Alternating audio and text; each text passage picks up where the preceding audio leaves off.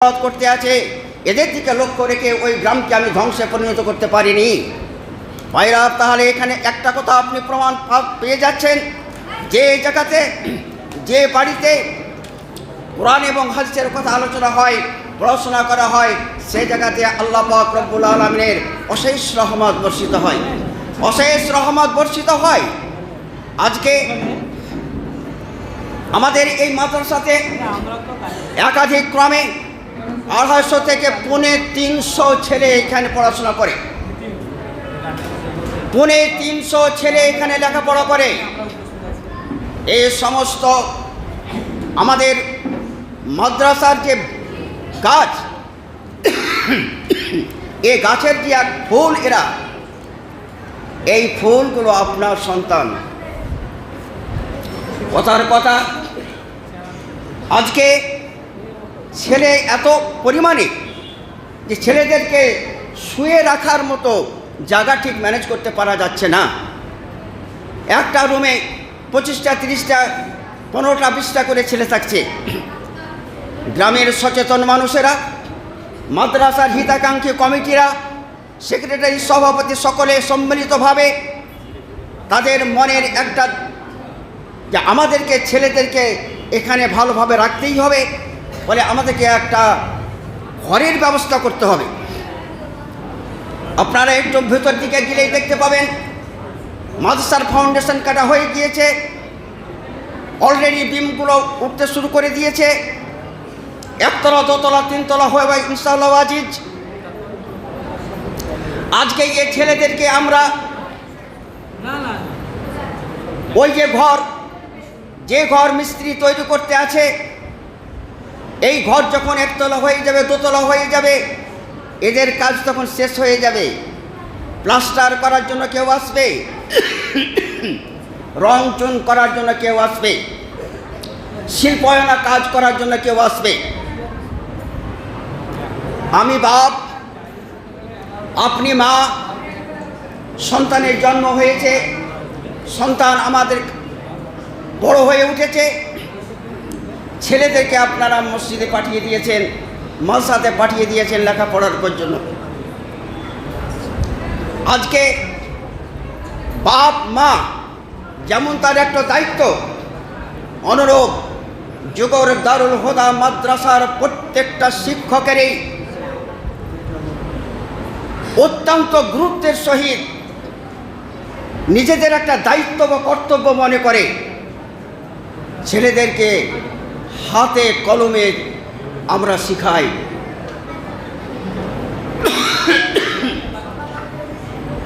কাজেই আজকে আপনি যেমন মা, আজকে আপনি যেমন বাপ, আজকে আপনার সন্তান হিসাবে আমরাও আপনার সন্তানকে নিয়মিতভাবে লেখাপড়া করার দায়িত্ব নিয়ে আমরা আছি ভাইরা।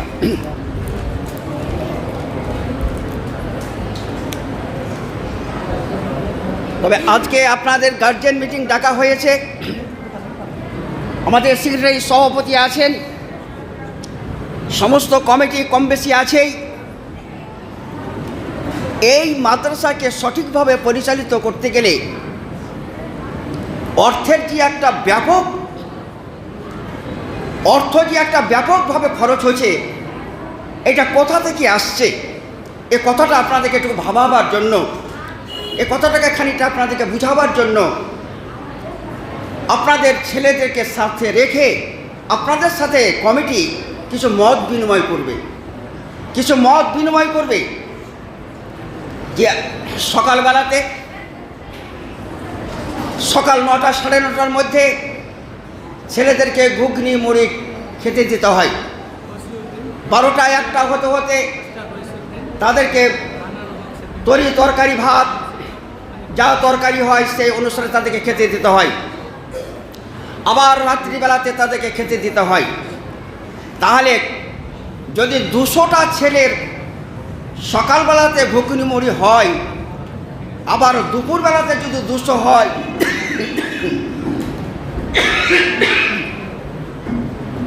তাহলে 400 হলো, সন্ধ্যার 200, 600 হলো। প্রতিদিন 600টা ছেলের খাবার জোগাড় করা চারটিখানি কথা নয় ভাইরা আমার। সাগরদিঘি বাজারে যাবেন, শাক, বেগুন, আলু, মূলা যাই আপনি কিনে নিয়েছেন, 4টা 5টা বাড়িতে ফ্যামিলি আছে, ম্যাক্সিমাম আপনার 250, 300, 400 টাকা খরচ হয়ে গেল। 5টা ছেলে মেয়েদেরকে নিয়ে যদি এই পয়সাটা খরচ হয়, তাহলে 200টা ছেলের মানে 600টা ছেলের খোরাক কেমন করে ম্যানেজ করে, কেমন করে ম্যানেজ হয়, এই কথাটা শুধু আপনাদেরকে ভাবার লেগে আমার শ্রদ্ধেয় সম্মানীয় কমিটিবৃন্দ, আমাদের মহতরাম সাহেব, আমাদের শিক্ষক মণ্ডলী যিনারা আছেন তিনারা সকলে মিলে আজকে গার্জেন একটা মিটিং ডাকা হয়েছে।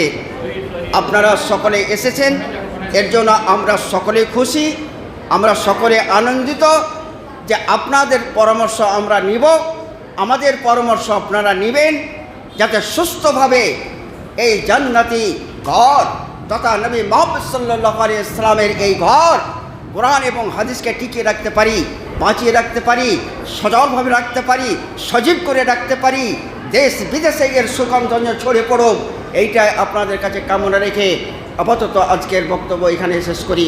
ওমা আলাইনা ইল্লাল বালাগ। আসসালামু আলাইকুম ওয়া রাহমাতুল্লাহি ওয়া বারাকাতুহু।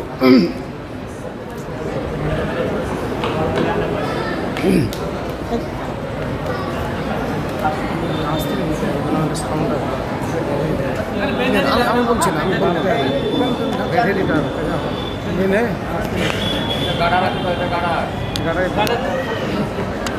ওইভাবে অত ভালো হবে, তাহলে আওয়াজটা ভালো আসবে কাছ থেকে।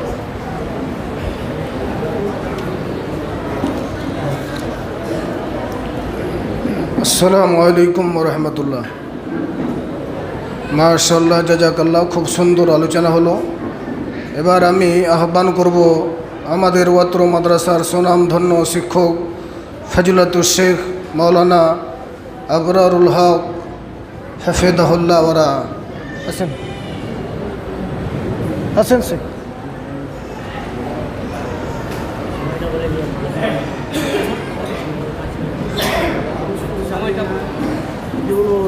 হ্যাঁ 2 মিনিট দেবো। হ্যাঁ হ্যাঁ ঠিক আছে।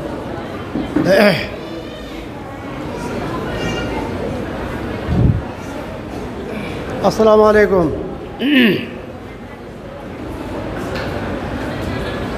আউযু বিল্লাহি মিনাশ শাইতানির রাজিম। বিসমিল্লাহির রহমানির রহিম।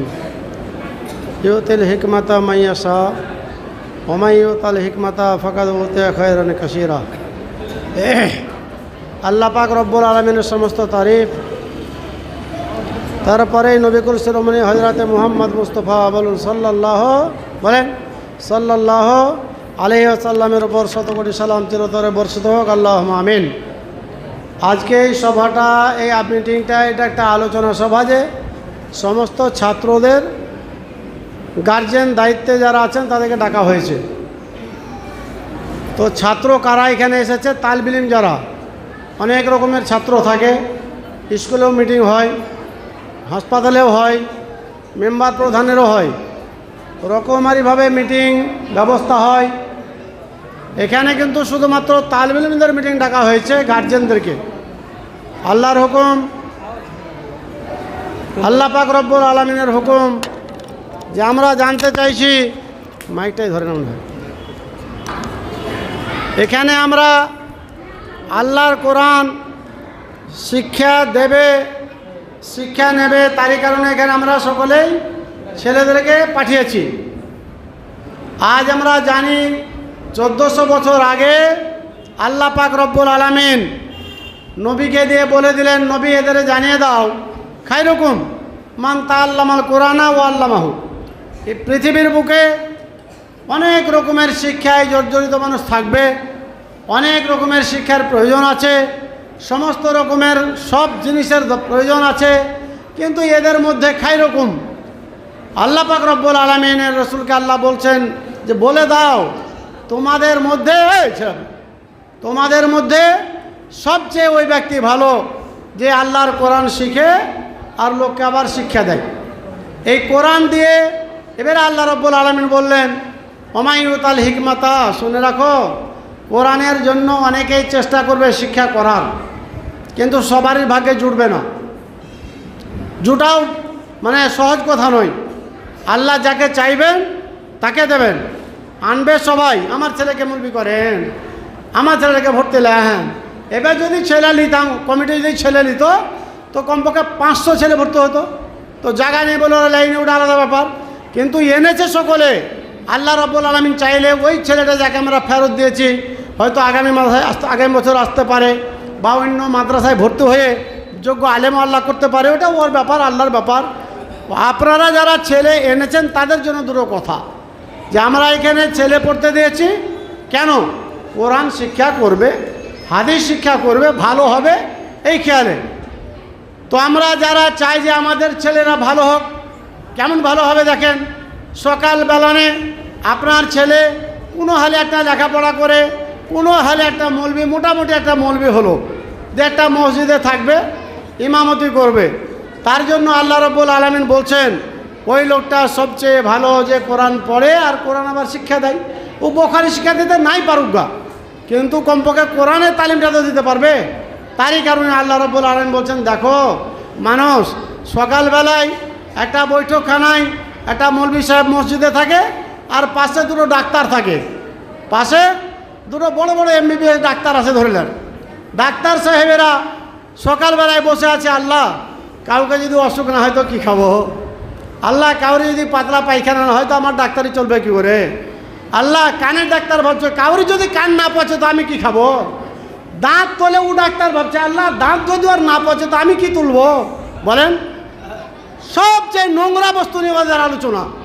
যে পায়খানা চেক করে, অন্য খারাপের দিকে আগাইলাম না, পায়খানা চেক করে ডাক্তার, এরা ভাবছে আল্লাহ আজকে 4 জনাকে বলেছি নিয়ে আনবে, ইনশাল্লাহ চেক করবো, পয়সাও পেয়ে যাবো। বলেন, সকালবেলায় ভাড়ে করে নিয়ে এসে বলছে ডাক্তার সাহেব দেখেন এইটা কালকে আপনি বলেছিলেন, তা পেটে যা ব্যথা আর পেট যা অবস্থা, মনে হয় ভিতরে কিছু হয়ে গেছে। ডাক্তার সাহেব দরকার প্রয়োজন, কিন্তু কাগজ খুলে চেক করছে পায়খানা পেচ্ছাপ। আপনার এক ভাই, আপনার এক ছেলে, আমার এক ভাই।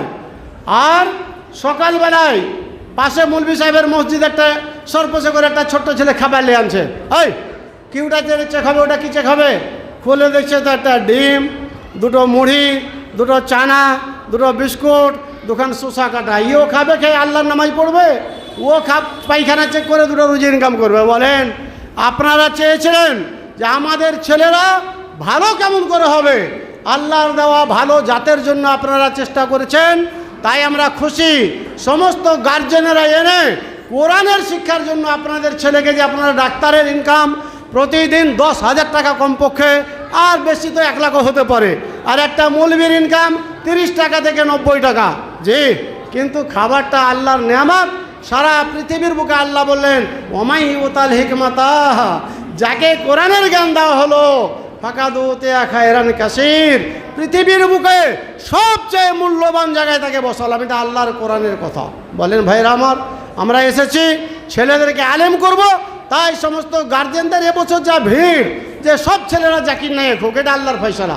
মালানা আমার ছেলেটাকে নেন, কোনো হালে ভর্তি করেন, কোনো হালে নেন, ওয়াটা নিলাম কেন? এত আল্লাহর এটা দিনের দিকে খেয়াল এসেছে, কোরআনের হাদিসের দিকে এতদিনে মানুষ আগে পড়ে লেগে গেছে যে আমাদের ছেলেকে আমরা আলেম করব। আপনারা যারা এনেছেন, আরও যারা দেননি, আরও যারা দেবেন, সকলের ছেলেকে আল্লাহ কবুল করুক, সকলের ছেলে আল্লাহ আলেম করুক, এই আশা রেখে আমি আমার বক্তব্য করছি।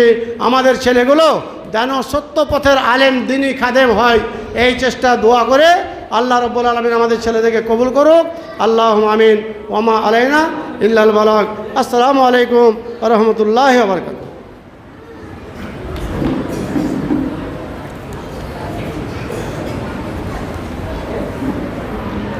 আসসালামু আলাইকুম ওয়া রাহমাতুল্লাহ।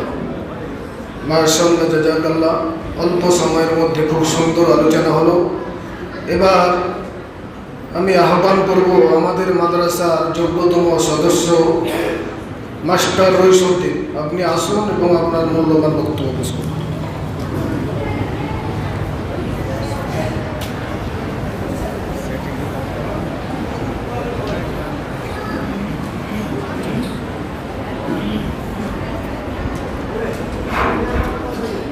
আসসালামু আলাইকুম। উপস্থিত আমাদের মাদ্রাসা প্রধান শিক্ষক মহাশয়, সভাপতি সাহেব এবং অন্যান্য আলেমে ওলামা দিন এবং আমাদের মাদ্রাসার সভাপতি, স্থায়ী সভাপতি এবং আমার মাদ্রাসার সদস্যবৃন্দ, স্নেহের ছাত্রছাত্রী, সবচাইতে গুরুত্বপূর্ণ আজকের দিনের অভিভাবক অভিভাবিকা বৃন্দ। কিন্তু দুঃখের বিষয় প্রথমেই বলি যে আমাদের উপস্থিতির হার ছেলে গার্জেনদের একবারেই কম, আরও বেশি হওয়া উচিত ছিল। মেয়েদের মোটামুটি হয়েছে, তবে ওদিকেও একটু লক্ষ্য রাখতে হবে যে আমাদের আবহাওয়াটা খুব ভালো নয়, সেই জন্য গার্জেন কম হয়েছে এবং কাজকামের সময়। তাই আমি দু চারটে কথা আজকে, যেহেতু মিটিং ডাকা হয়েছে আপনাদেরকে, মিটিংয়ের উদ্দেশ্য হচ্ছে for the exchange of opinions, ideas and views, আপনাদের মতামতের বিনিময়। গার্জেন মিটিংয়ের উদ্দেশ্যই হচ্ছে যে গার্জেনদের মত আর কমিটিবৃন্দ, শিক্ষকবৃন্দর মতামতের এক্সচেঞ্জ হবে, মানে আমরা কিছু বলবো আপনাদেরকে, আপনারা কিছু বলবেন আমাদেরকে।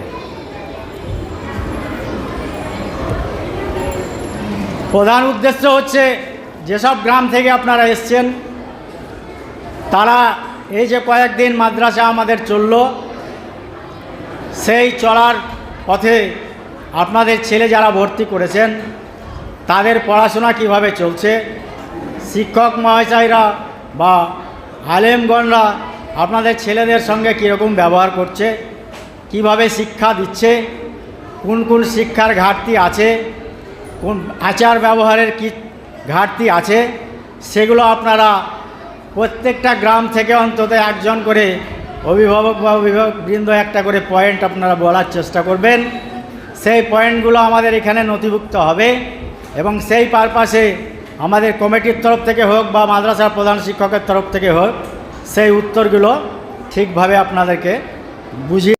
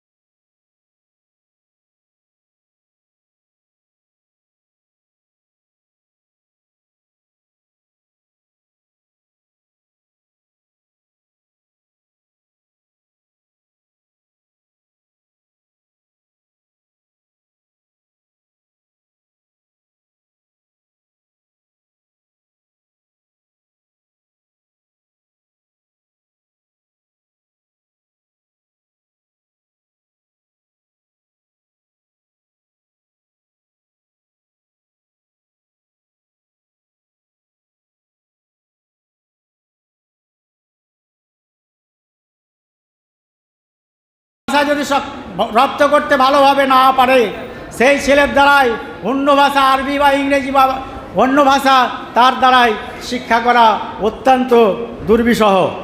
তার কারণ যে অত্যন্ত কঠিন, যে যদি মাতৃভাষা সঠিকভাবে শিখতে না পারে তাহলে সে আরবি ভাষা বা ইংরেজি ভাষা বা অন্য ভাষা তার দ্বারা শিক্ষা করা অত্যন্ত কঠিন আমি মনে করি।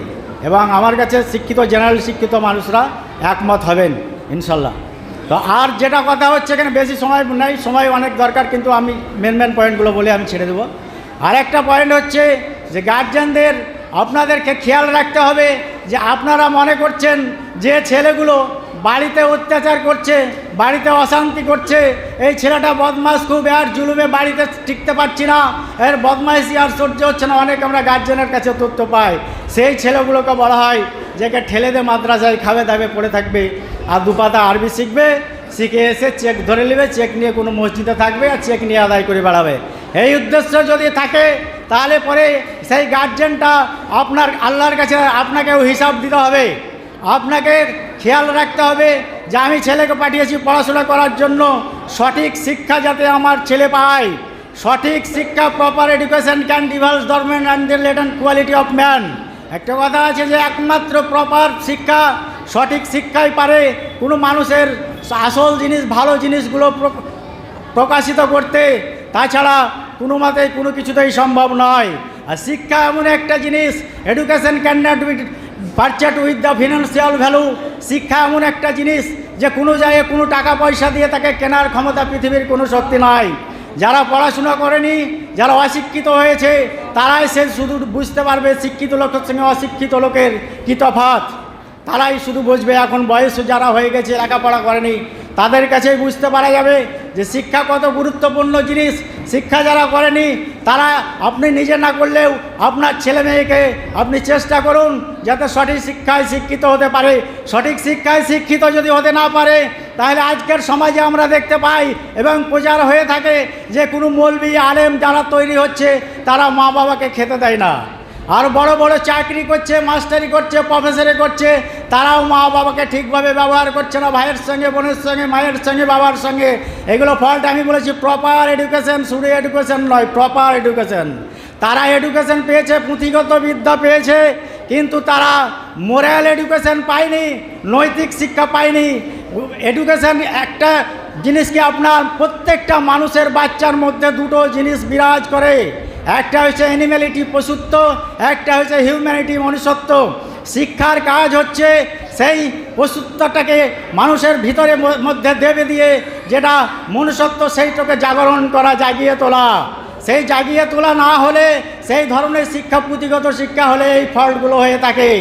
আর যদি আমাদের শুধু আরবি শিক্ষার মাধ্যমেই 90% আপনার ছেলেদের মেয়েদেরকে সেই মোরাল শিক্ষাটা দেওয়া হয়, অন্য কোনো শিক্ষায় অতটা স্কুল কলেজে দেওয়া হয় না। কিন্তু দুঃখের বিষয় দেখা যায় যে আরবি শিক্ষিত হয়েও, ভালো ভালো আলেম হয়েও, ভালো ভালো মৌলবি মাওলানা হয়েও তাদের ব্যবহারেও অনেক ঘাটতি থাকে। আমি সমাজের কথা বলছি না। তেমনি বাংলা জেনারেল শিক্ষিত মানুষের মধ্যেও অনেকে দেখা যায় ভালো থাকে, আবার বেশিরভাগই দেখা যায় তার চাকরি পাওয়ার পরে নিজের ভাই বোন মা বাপকে দেখার অসুবিধার কারণে, যাতে পয়সা লাগবে, টাকা লাগবে, সেই খরচের ভয়ে তারা চলে যায় শহরে। ছেলে মানুষ করার নামে ওসিলায়, ছেলে ভালোভাবে তৈরি করতে হবে, এই অজুহাত দেখে তারা শহরে চলে যায়। সেই শহরে সেই ছেলেকে তৈরি করার পরে সেই ছেলেও কিন্তু তার মা বাপকে ফিরে তাকায় না, তাকে দেখেও না। এমন প্রমাণ আছে যে মা বাবার অসুখের পয়সাটাও তারা দিতে নারাজ, কুণ্ঠিত। এরকম ভুরি ভুরি আমাদের সমাজে দেখা যায়।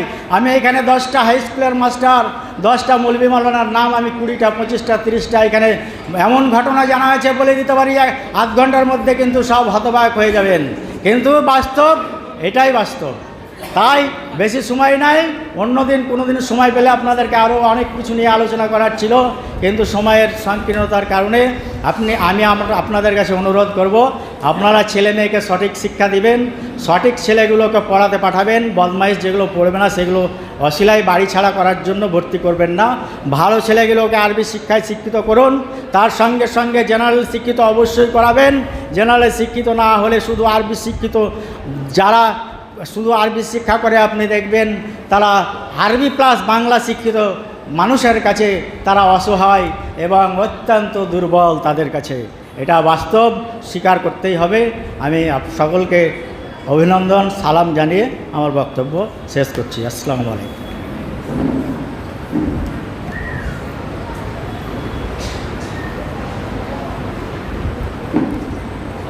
আসসালামু আলাইকুম ওয়া রাহমাতুল্লাহ। মাশাআল্লাহ, জাযাকাল্লাহ, খুব সুন্দর আলোচনা হলো। এরপরে আমি আমাদের অত্র মাদ্রাসার অন্যতম সদস্য মাস্টার ফারুক হোসেনকে আহ্বান করবো, আপনি আসুন এবং আপনার মূল্যবান বক্তব্য শুনুন।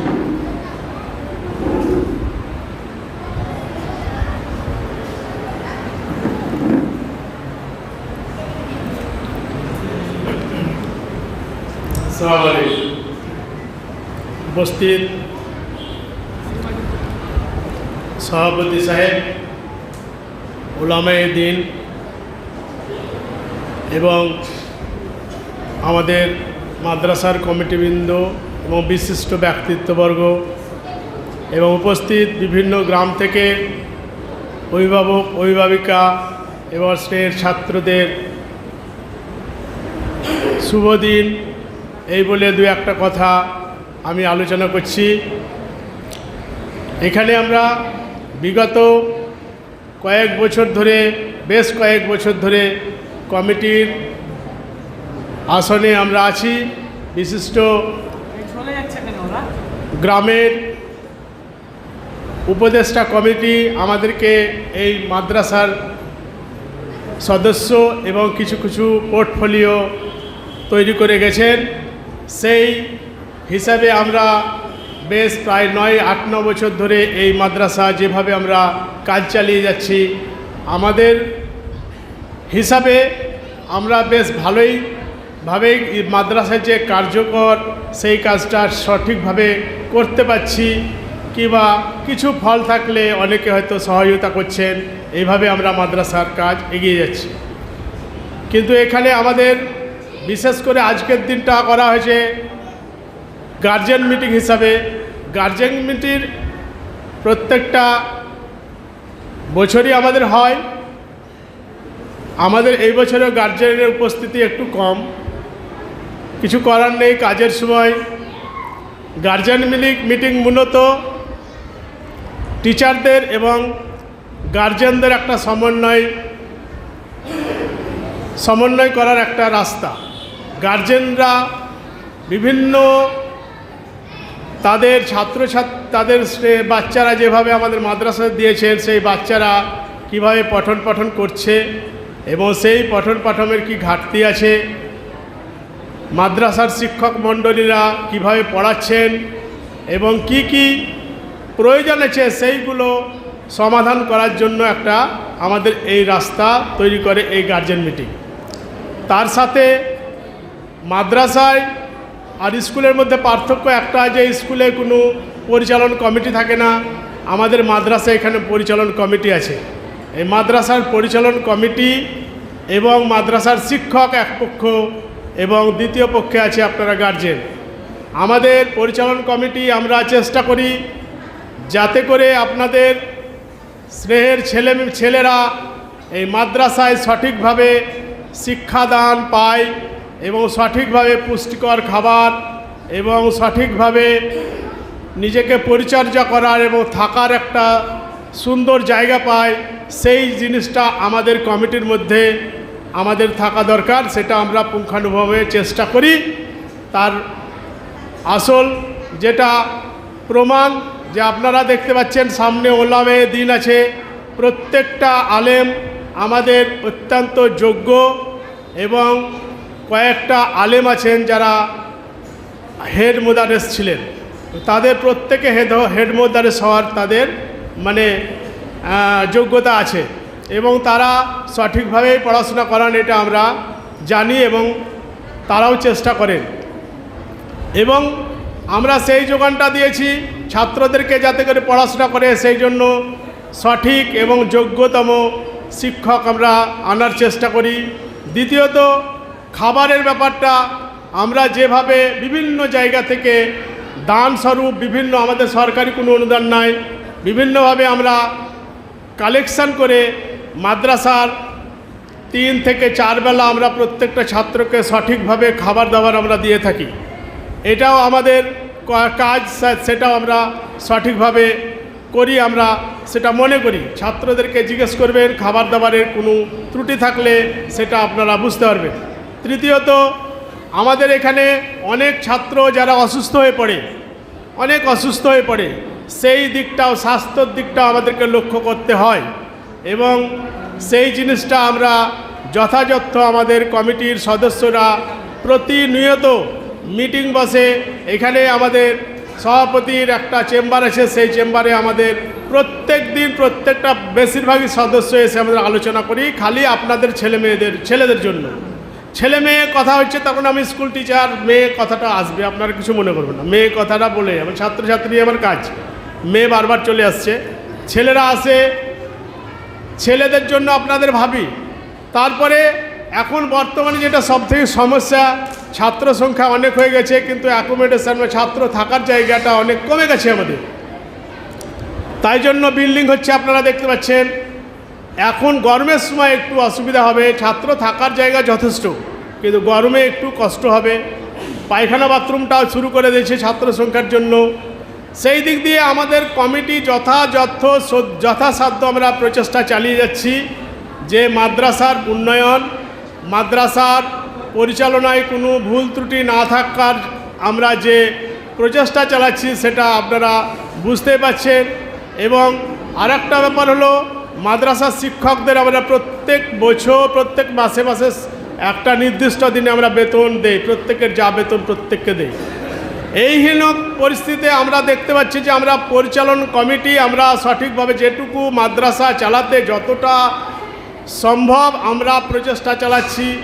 সেই হিসাবে আপনারা ছাত্রছাত্রী আপনারা এখানে মাদ্রাসায় দিচ্ছেন, আপনাদের ছাত্রছাত্রীরা, আপনাদের ছেলের মেয়েরা এখানে থাকে, আপনারা যেমন বাড়িতে গেলে ওটা আপনার সন্তান, এটা মাদ্রাসা আসলে সেই ছাত্রটা আমাদের সন্তান।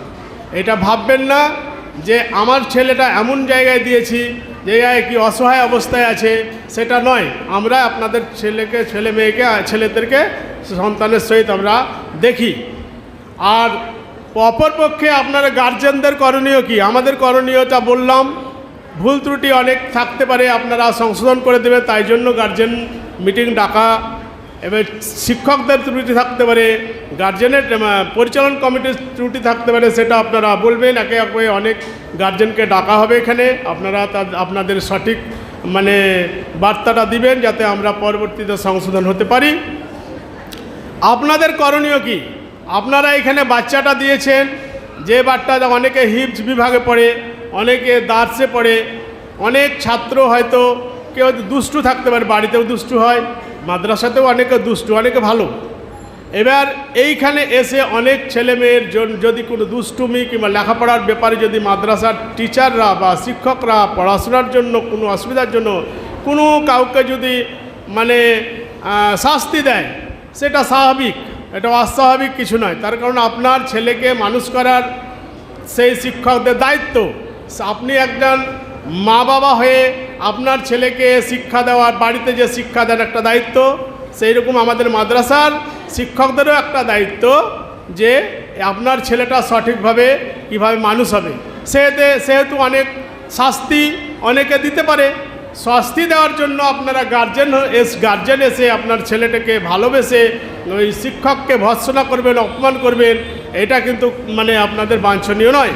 তার কারণ মাদ্রাসার শিক্ষকরা আপনার ছেলেকে এমন কোনো শাস্তি দেবে না যেটা আপনার এমন ক্ষতি হয়ে যাবে, সেটা হবে না। তাছাড়া আর একটা ব্যাপার হলো, অনেক গার্জেন এসে অনেক আমাদের মাদ্রাসার কমিটিকে অনেক কিছু বলেন, মাদ্রাসার শিক্ষকদেরকে বলেন, এটা কিন্তু আমাদের আশা করা যায় না, এইরকম আশা করা যায় না। আর ছাত্রদেরকে দু একটা কথা বলছি, ছাত্ররা প্রত্যেকেই মাদ্রাসাতে সঠিকভাবে থাকবা, মাদ্রাসা যেভাবে ম্যানারে চলে সেইভাবে আপনারা শিক্ষক মহাশয়রা তোমাদেরকে শিখিয়ে দেবে। মসজিদে অনেকে নামাজ পড়তে আসো, আমি এখানে 5 ওয়াক্ত নামাজ পড়ি, অনেকে মসজিদে নামাজ পড়তে আসে, দেখি সঠিকভাবে কাতার করে না, কাতার না করে পিছন দিকে চলে যায়। অনেকে নামাজ পড়ার সময় অনেক মানে চলাফেরা করে বা হাঁটাহাঁটি করে কিংবা নড়ানড়ি করে, নামাজ পড়তে গেলে সামনে জানতে হবে যে আল্লাহ আমার সামনে দাঁড়িয়েছে। আল্লাহ একটা শিক্ষক মহাশয়ের ঘরে ঢুকছো, শিক্ষক মহাশয়ের ঘরে ঢুকলে তুমি কেমনভাবে থাকো? একটা হেড মাওলানার ঘরে ঢুকলা, তুমি কিভাবে থাকবা? যেভাবে থাকবা, তাহলে আল্লাহর সামনে মসজিদে ঢুকতে নামাজ পড়তে হবে না, আল্লাহর সামনে আসছো, এবার তোমাকে কিভাবে থাকতে হবে তুমি বুঝো। এবার তাহলে মাওলানা থেকে কত বড় জিনিসের সামনে তুমি দাঁড়িয়ে থাকছো, সেই জায়গায় তুমি যাচ্ছ। সেই জন্য তোমাকে এমনভাবে মসজিদে আসতে হবে, নামাজ পড়তে হবে এবং সঠিকভাবে মানে লাইনে দাঁড়াতে হবে। সেটা তোমাদেরকে মাওলানারা অনেক কিছু শিখিয়ে দেবেন। তার কারণ শিক্ষক হলো student life is the most important of a man's life. মানুষের জীবনে ছাত্র জীবনটাই হলো সবথেকে গুরুত্বপূর্ণ জিনিস। ছাত্ররা যদি সঠিক হয় তা সেই ছাত্রটা একদিন অনেক বড় মানুষ হবে। এই বলে আমি সামান্য বক্তব্য শেষ করলাম। আসসালামু আলাইকুম।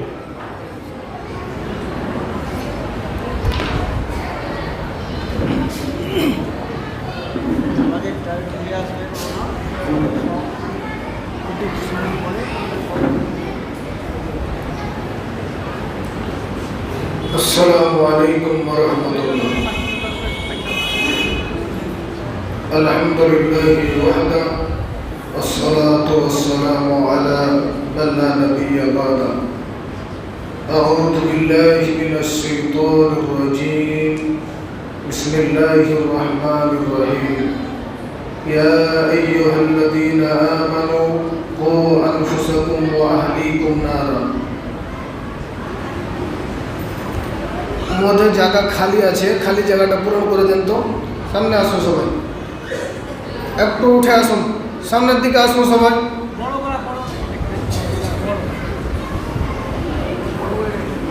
বড়গুলো সামনের দিকে আসুন সবাই, বিশেষ করে গার্জিয়ানগুলো সামনের দিকে আসুন।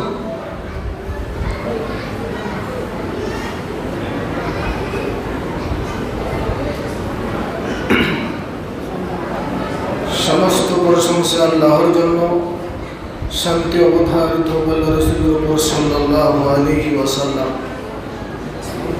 আমি আর ভূমিকা লম্বা না করে সরাসরি আমি বক্তব্যের দিকে চলে যাচ্ছি। আমরা ছোটকালে পড়েছি একটা কথা, যে শিক্ষাই হলো জাতির মেরুদণ্ড। কিন্তু এই কথাটা আমার মনে হচ্ছে ভুল। বর্তমানে অনেক শিক্ষা আছে, যেই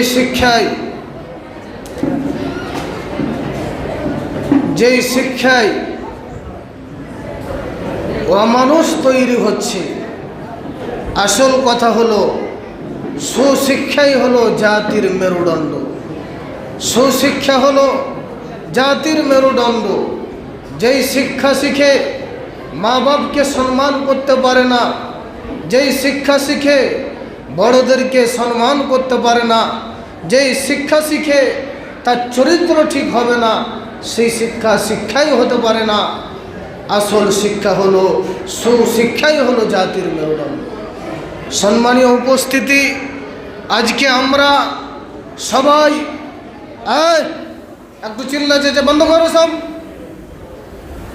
ছেলেরা সব বসো, কোথায় যাচ্ছে না বসো।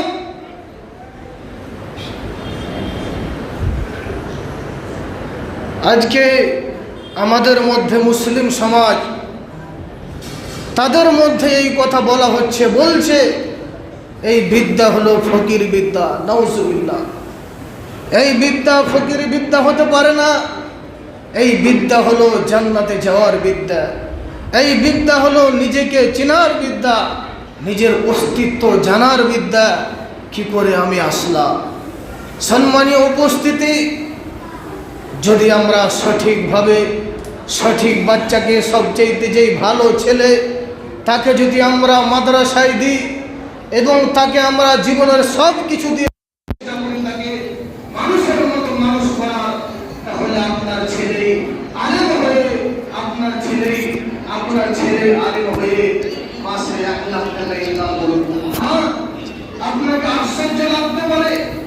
আমাদের ওস্তাদ, আমি মহারাষ্ট্রে পড়ছিলাম, জামিয়া মুহাম্মাদিয়া মানসুরা মালিগাঁও,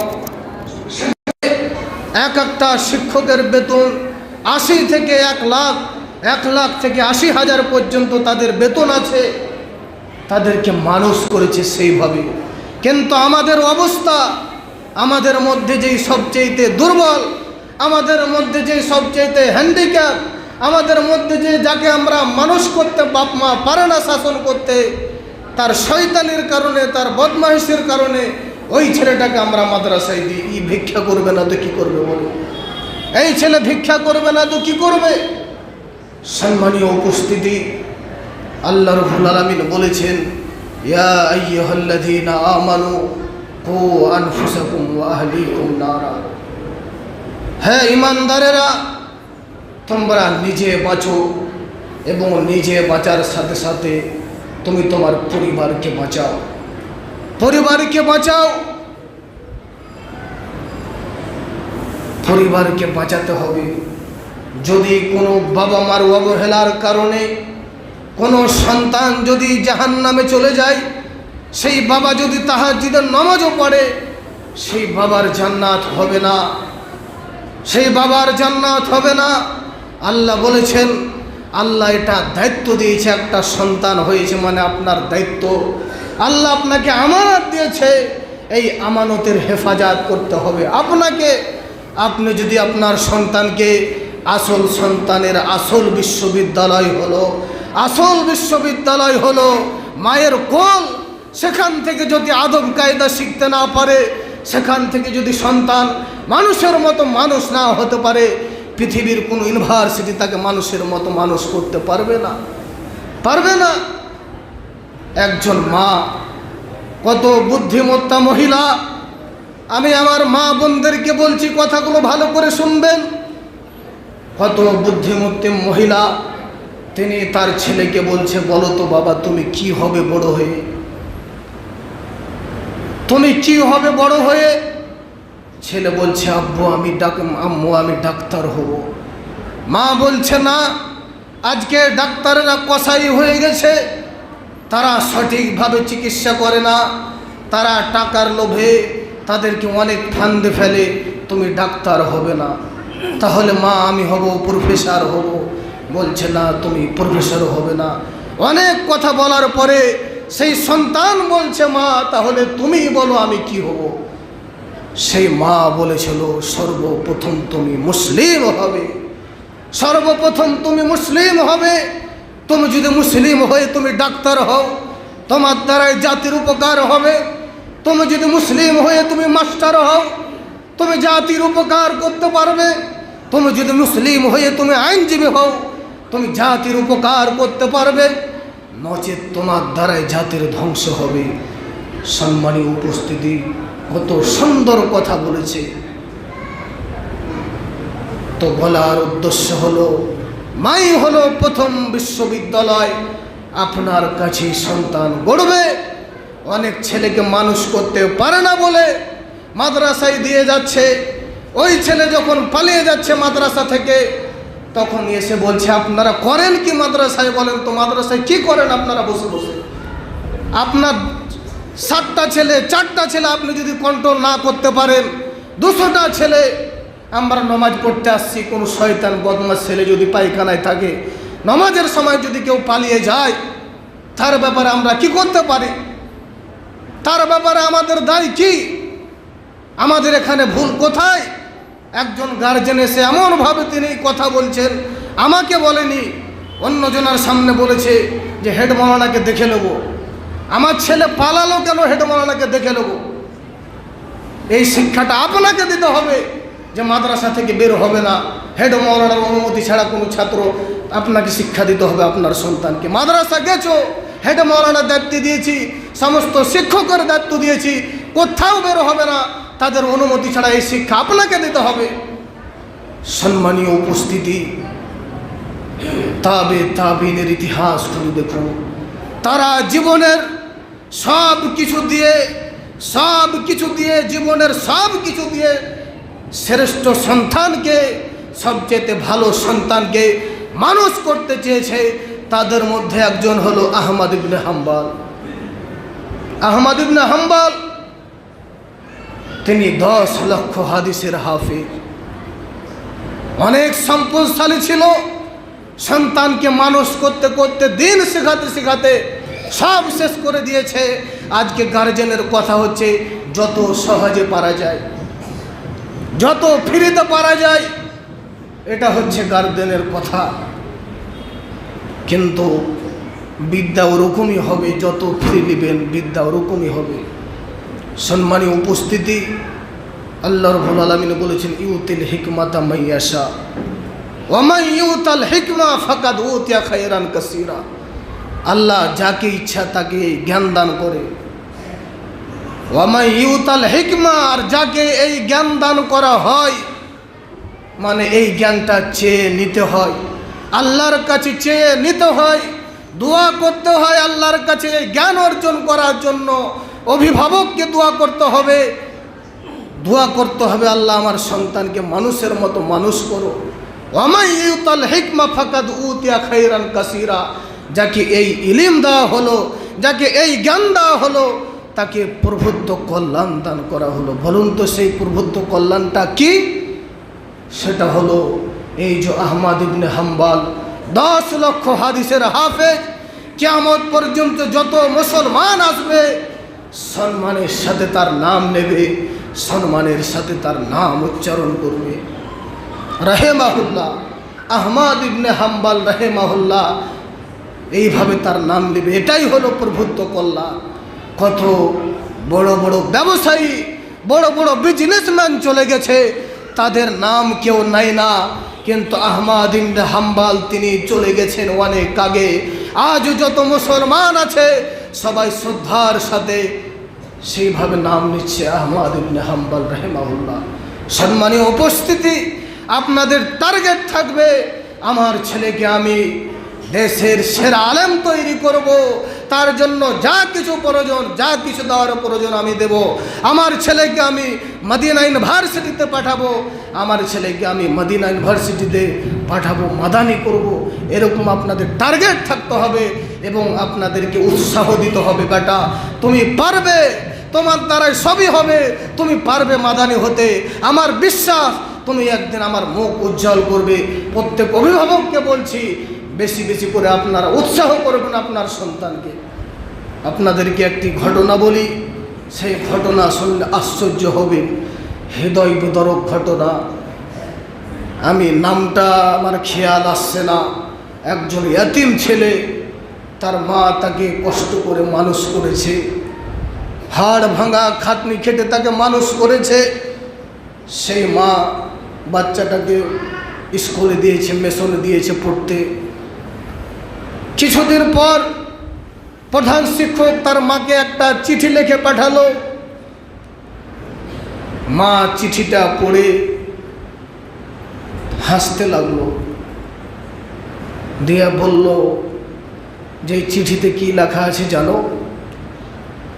তোমার প্রধান শিক্ষক লিখেছে যে এর এত মেধা, এর এত ব্রেন, আর এত মেধা যে এখানকার কোনো শিক্ষক তাকে পড়াতে সক্ষম নয়। এখান থেকে তার মাইন্ডটা চেঞ্জ হয়ে গেল। বলল একে বড় কোনো ভালো জায়গায় ভর্তি করতে হবে। ভালো জায়গায় ভর্তি করে অনেক তিনি শিক্ষাবিদ হয়েছিলেন, অনেক বড় পোস্টে গিয়েছিলেন। তারপরে তিনি বাড়িতে দেখছি সেই মায়ের দেওয়া চিঠিটা, প্রধান শিক্ষকের সেই চিঠিটাতে লেখা আছে, প্রধান শিক্ষক লিখেছিল তোমার ছেলের মেন্টাল ঠিক নাই, তোমার ছেলের ব্রেন ঠিক নাই, একে কেউ পড়াতে সক্ষম নয়। তিনি চোখ দিয়ে পানি ঝরঝর করে ছেড়ে দিলেন। যদি আমার মা এই কথা বলতো, সেদিনই আমার পড়া শেষ হয়ে যেত, সেদিন আমার শিক্ষার পথ আমার সেদিনই বন্ধ হয়ে যেত। আমার মা আমাকে এই কথা বলেছে বলে আমার মেজাজটা চেঞ্জ হয়ে গেছে। সুবহানাল্লাহ বলবেন না? সুবহানাল্লাহ। তো প্রত্যেক মা বোনদেরকে বলবো, প্রত্যেক গার্জেনদেরকে বলবো, আপনি বেশি বেশি করে আপনার সন্তানকে উৎসাহ দেন। হবে আব্বু, তোমার দ্বারাই হবে, তোমাকে আব্দুল